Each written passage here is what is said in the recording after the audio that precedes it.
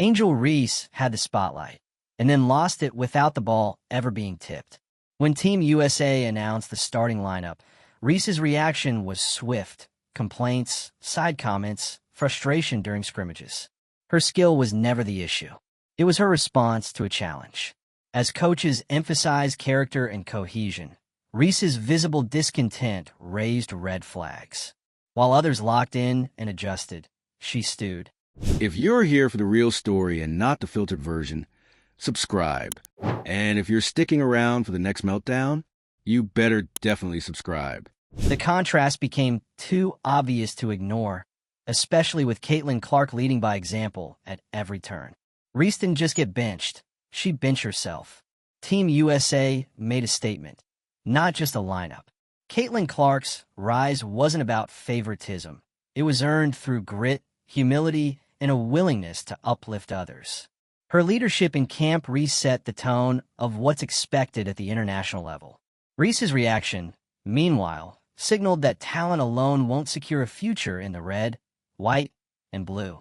This is a program pivoting toward athletes who understand the bigger picture, that representing your country requires more than skill. It demands accountability, sacrifice, and the character to play for something beyond yourself. Caitlin Clark walks into Team USA camp with nothing promised and everything to prove. Coming off months of injury recovery, the expectations weren't about dominance, they were about durability. Could she move the same way, shoot the same way, think the game at the same speed? From the first competitive run, those questions started disappearing. Clark looked physically ready, mentally sharp, and fully engaged on both ends of the floor. The moment that stuck with everyone came fast. Clark pulled up from the logo and buried a three, not in a reckless way, but in rhythm. The shot wasn't about showing off. It was about comfort. It was the clearest signal that the rehab was over and the confidence was back. Teammates reacted, coaches noticed, and the tone around her shifted immediately. What stood out wasn't just the shot making. Clark was directing traffic, calling out coverages, and making reads before defenders committed. Her basketball IQ showed up in every possession. Even when she wasn't scoring, the offense looked cleaner with her running it. That kind of control doesn't come from hype. It comes from preparation and understanding the game at a deep level. This was not a player easing her way back. This was a player staking a claim. While Clark's camp built momentum, Angel Reese's experience moved in the opposite direction. Reese did not enter camp as a starter, and as rotations settled, it became clear she would be coming off the bench. That decision didn't land quietly. Multiple reports pointed to visible frustration, body language issues, and vocal dissatisfaction with her role.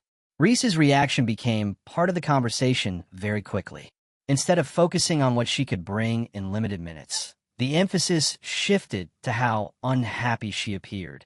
That matters in a Team USA environment where roles are fluid and acceptance is essential. Coaches look for players who can contribute without needing validation every possession. The contrast was hard to ignore. Clark was returning from injury without complaint, while Reese was struggling to accept a reduced role. In a camp designed to evaluate chemistry and cohesion, those reactions carry weight. This wasn't about talent. It was about fit, attitude, and readiness to put the team first. Bench roles are common in international play. How players handle them often determines whether they stay there or earn more. As camp progressed, Clark's role expanded naturally. She didn't campaign for it. She didn't talk herself into lineups. Her play did the work.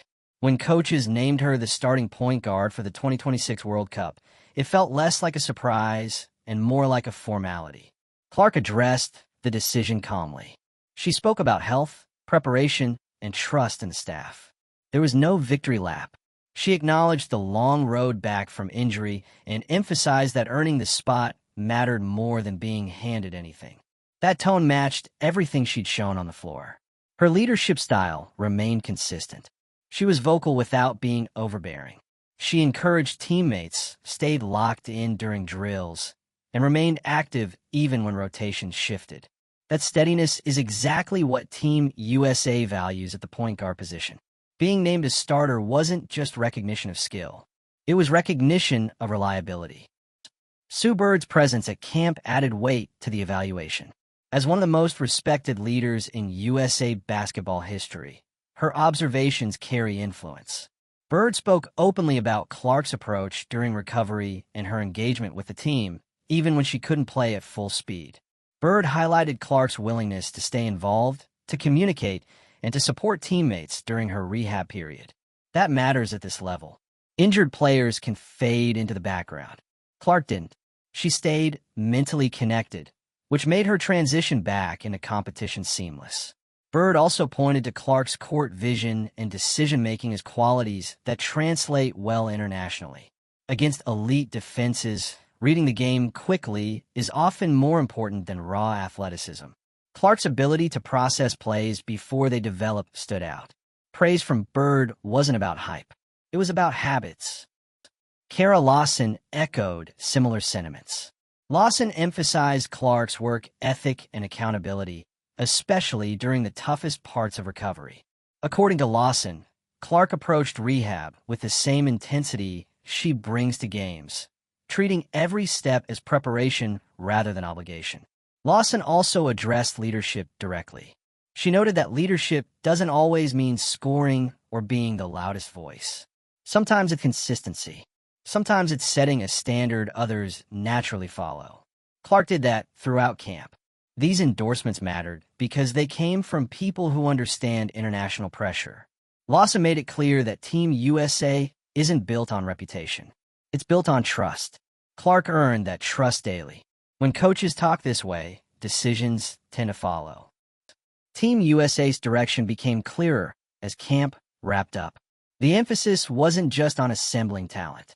It was about shaping culture. Players were evaluated on how they practiced, how they responded to adversity, and how they interacted with teammates. Clark fit that vision cleanly. Her promotion signaled a commitment to merit and preparation over entitlement. USA basketball has always been competitive internally, and this camp reinforced that standard. At the same time, Reese's situation highlighted the other side of that philosophy. Talent alone does not guarantee role security. How players handle adversity matters just as much as what they produce statistically. This wasn't personal. It was procedural. Clark spoke again after camp about the future, keeping her focus narrow. She talked about continuing to earn minutes, staying healthy, and growing as a leader. She didn't frame herself as the face of anything. Others did that for her. Her trajectory points clearly forward. With the 2026 World Cup ahead and 2028 not far behind, Clark's role appears central. Not because of marketing, but because of how she plays and how she carries herself.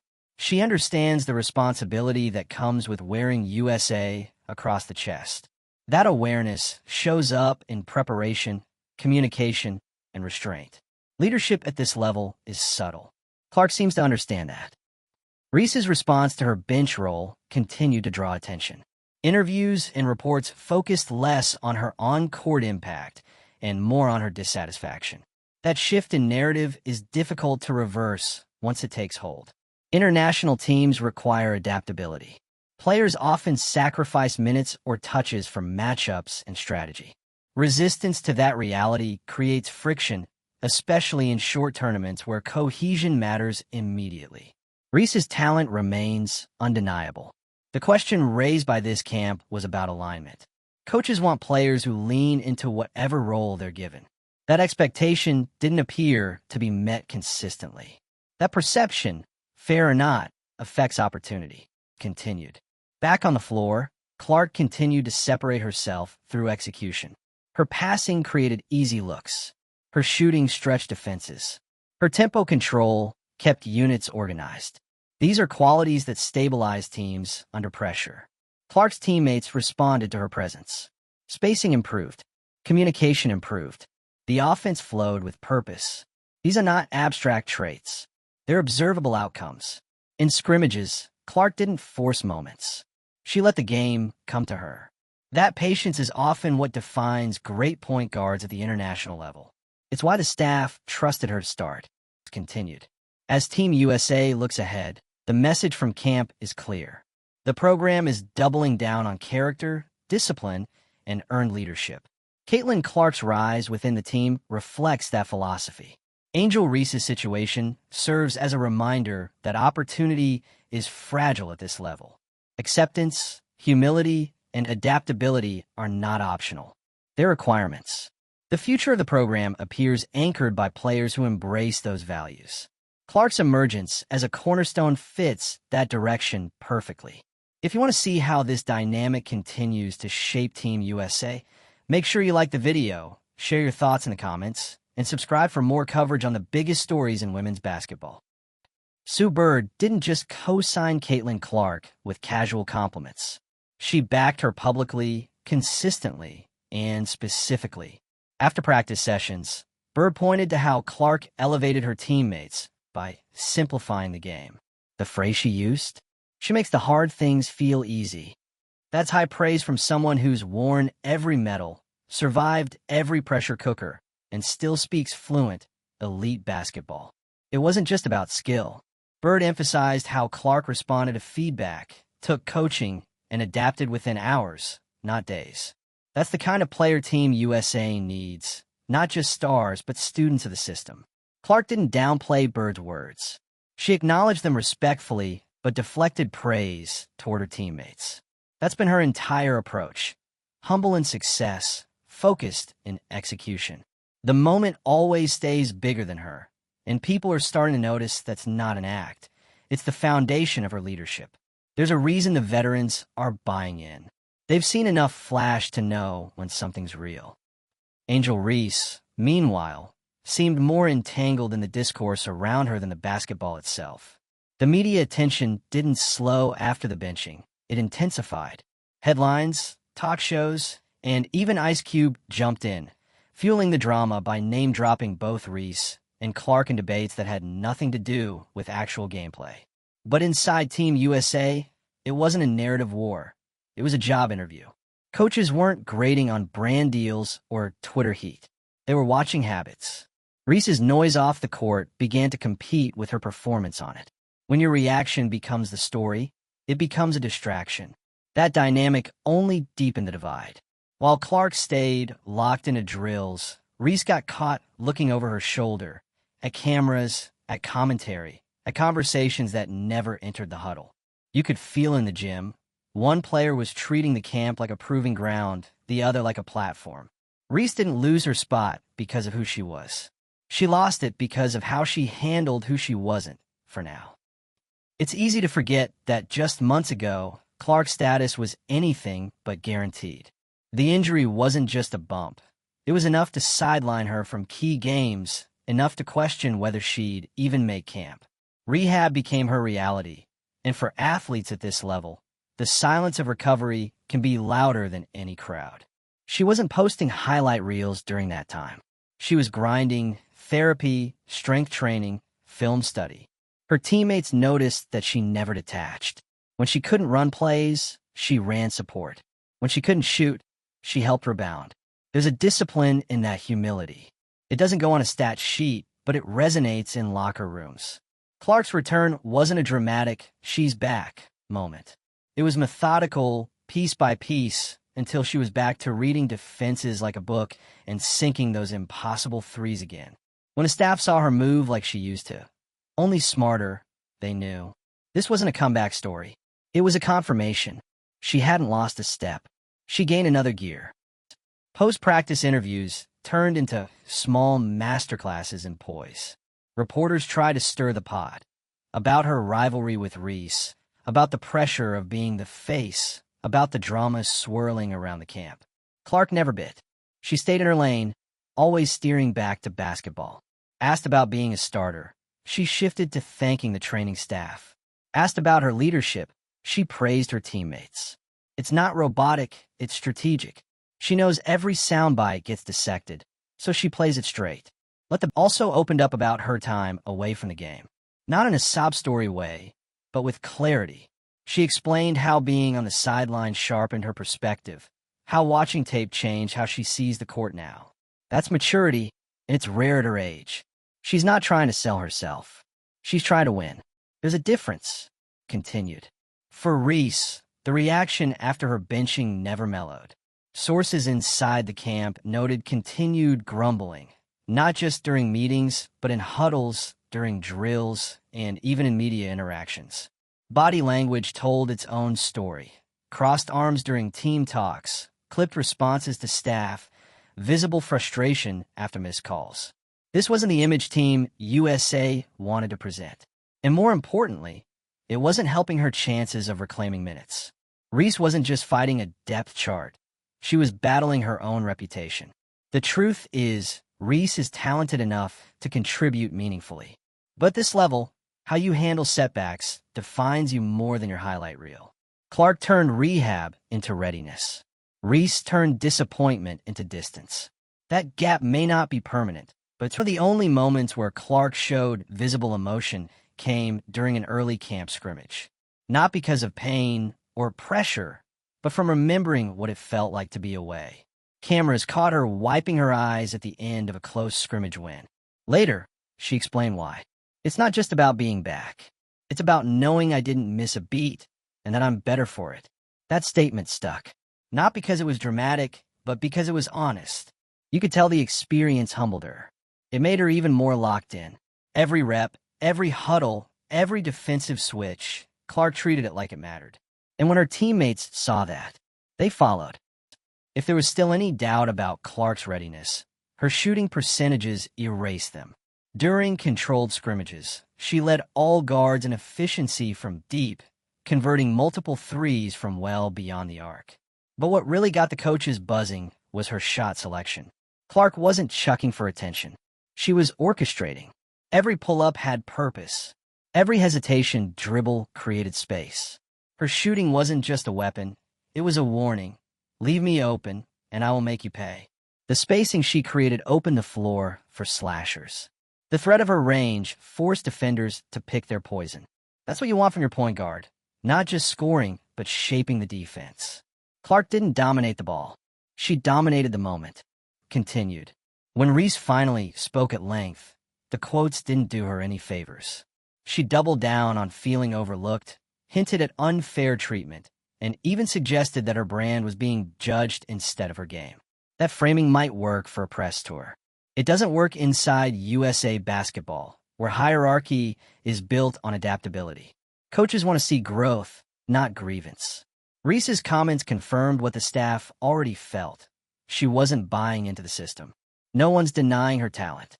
But the tone she set put a ceiling on her role. Until that changes, her path back into the core rotation stays narrow. Public frustration doesn't move you up the depth chart. Practice does. What people forget about Clark's injury is how easily it could have derailed her entire momentum. Coming off her rookie WNBA campaign, the expectation was that she'd roll right into Team USA. Instead, she spent months sidelined, doubted, and effectively erased from the spotlight. And she never complained once. She did the slow work, the pool therapy, the core reconditioning, the footwork drills. All of it added up to what we saw at camp. A player who didn't just heal, but improved. That's what changed the minds of the coaches. Clark didn't just return, she evolved. That injury didn't set her back. It launched her forward. In the final scrimmage, Team USA's projected starters took the floor together. Clark ran the point, and for the first time, the team looked like a unit. The ball zipped. The defense rotated. The tempo felt smooth. Every coach on the sideline leaned in. They saw what they wanted. Leadership, cohesion, control. Reese watched from the bench. Still suited up, still capable, but quiet. That might be the most telling part of this whole saga. Not the starting five, not the depth chart, but the silence. For now, her future with Team USA remains uncertain. Clark, on the other hand, didn't need a coronation. She earned her place, play by play, practice by practice. The message was clear. This isn't about flash. It's about fit. When Diana Taurasi gave Caitlin Clark a nod after one scrimmage session, it didn't need to be a speech. It was a subtle exchange, barely caught on camera, but those in the gym knew what it meant. The old guard was recognizing the new. Taurasi's legacy is carved in gold medals and world titles, and she doesn't hand out respect lightly. That's what makes it significant. Clark didn't walk into camp demanding the spotlight. She earned it through tempo control, resilience, and the ability to elevate everyone around her. When veterans like Taurasi acknowledge your impact, the staff pays attention. Not because of politics, but because that kind of respect has to be earned on the court. In an international basketball, those silent endorsements say more than stat sheets ever could. The moment that really captured Clark's toughness came during a high-intensity scrimmage when she took a hard screen straight to the shoulder. The kind of screen that leaves you breathless. But she bounced right back up, no drama, no flinch, just repositioned and kept running the set. That toughness has never been about bravado. It's functional. It's the kind that inspires trust. Coaches know she won't break, and teammates know she won't fold. That small, gritty moment stuck, and it confirmed what the trainers, coaches, and teammates already knew. Clark is physically and mentally built for this. When you're fighting for a starting role at the highest level, those moments matter just as much as threes from the logo. The headlines love to pit them against each other. Clark the composed tactician, Reese the firebrand with swagger. But here, inside Team USA, it wasn't about college legacies or brand wars. It was about roles. Clark stepped into hers seamlessly. Reese resisted hers. And that resistance? It showed. Teammates began to gravitate toward Clark in huddles, started feeding off her energy. Not because she was louder, but because she was steadier. Reese's edge, which once fueled her rise, started working against her in a setting where adaptation was everything. The rivalry didn't end here, but it paused with a clear winner this round. Not because of drama, because of discipline. By the final practice, Clark and Aya Wilson shared more than a few solid possessions. They shared rhythm. The spacing between them clicked. Clark knew where Aya wanted the ball. Aya trusted Clark to find her in motion. It looked like chemistry, but it was really just two elite minds syncing up. That kind of connection is what wins international tournaments. It's why Clark is now seen not just as the future, but as the now. Team USA doesn't need hype. It needs harmony. And right now, Clark's setting the tone for both. Drop your take in the comments. Did Clark secure her legacy this early? Or does Reese still have time to flip the script? Hit like if you're riding the Clark wave, share this with your squad, and subscribe for more unfiltered breakdowns of the chaos and brilliance that is women's basketball.